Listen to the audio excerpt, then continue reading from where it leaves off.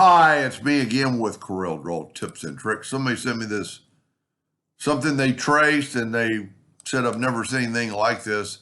Uh, there's really not white here, whether there is, but it is just on top of the black.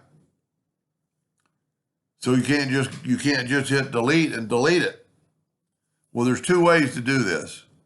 One, make a duplicate of this guy and put over here, and then left click, right click, and there's your silhouette, and then just take your smart fill tool and voila, there's your deer.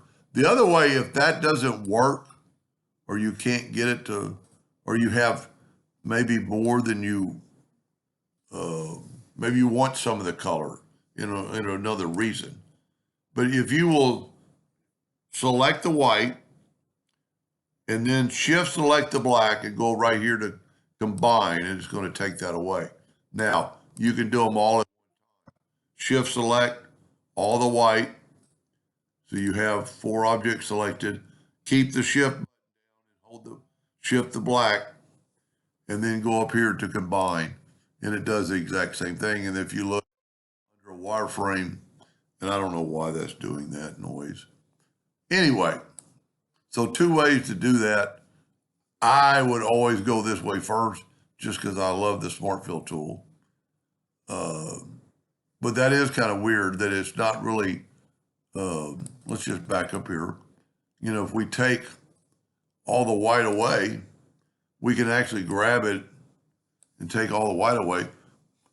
Well, there's nothing there. And if we look left click, if we grab it and left click, right click, well, it's still there. It's just whoever drew it filled it in with black and then put white on top of it to give it an outline. And that's I don't think even a printer would want to have that done, because you'd never want to have that. I mean, unless it's something else that I don't know about. Anyway, I hope that helped a little bit. Thank you for watching.